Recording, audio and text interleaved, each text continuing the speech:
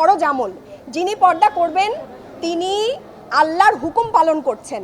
আমরা মনিরুল হক চৌধুরীর কাছে চাচ্ছি উনি এটা নিয়ে দুঃখ প্রকাশ করবেন এবং ক্ষমা প্রার্থনা করবেন। মানুষ স্পিকার কথাটাকে এক্সপান্স করেছে, আপনারা সবাই জানেন, কিন্তু আমরা মনিরুল হক চৌধুরীর কাছে ক্ষমা প্রার্থনা উনি আমাদের কাছে দুঃখ প্রকাশ করবে এবং ক্ষমা প্রার্থনা করবেন, কারণ আমাদের কাছে মনে হয়েছে যে একটা অন্যায় কথা বলেছেন, একদম গুরুতর অন্যায় কথা। পর্দা একটি ফরজ আমল।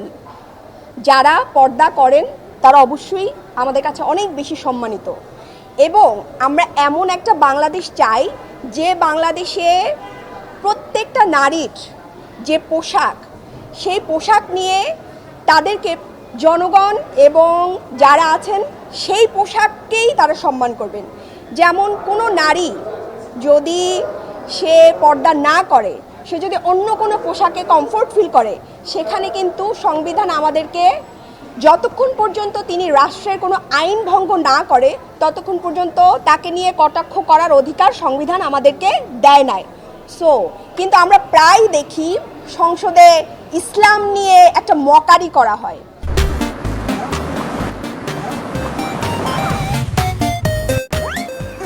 এবং তারা মনে করেন যে এটা দিয়ে একটা নির্দিষ্ট দলকে তারা হেয় প্রতিপন্ন করতে চায়, কিন্তু দলকে হেয় করতে গিয়ে তারা যে ইসলামের মৌলিক বিষয়গুলোকে আঘাত করে এটা কিন্তু তারা খেয়াল করেন না। এবং এই জায়গা থেকে আমি মনে করি আমরা এখানে বাংলাদেশে প্রতিটি নারীর, যে নারী যেভাবে থাকতে চায় সেই নারীর প্রতিনিধিত্ব করতেছি। যেই নারী হিজাব পরে আমরা তারও প্রতিনিধিত্ব করতেছি, যেই নারী হিজাব পরে না তারও প্রতিনিধিত্ব করতেছি। যদি হিজাব পরা কোনো নারীর উপরে কোনো ধরনের কটাক্ষ আসে, সেটার ব্যাপারে আমরা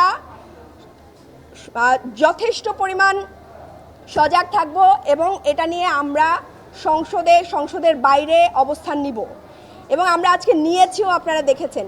আবার কোনো হিজাব পরে না এমন কোনো নারীর ব্যাপারেও যদি কেউ কোনো ধরনের মন্তব্য করে, সেটা নিয়েও আমরা সেটা নিয়েও আমরা সংসদ এবং সংসদের বাইরে আমরা সজাগ দৃষ্টি রাখব।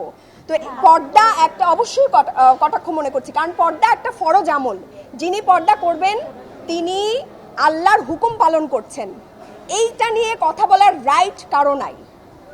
এটা সম্পূর্ণই যারা হিজাব পরে তাদেরকে কটাক্ষ করা হয়েছে, পাশাপাশি ধর্মের একটা সম্মানিত আমলকে কটাক্ষ করা হয়েছে।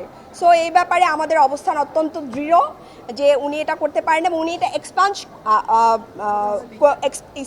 স্পিকার তো এক্সপাঞ্জ করেছেই। আমরা মনিরুল হক চৌধুরীর কাছে চাচ্ছি উনি এটা নিয়ে দুঃখ প্রকাশ করবেন এবং ক্ষমা প্রার্থনা করবেন।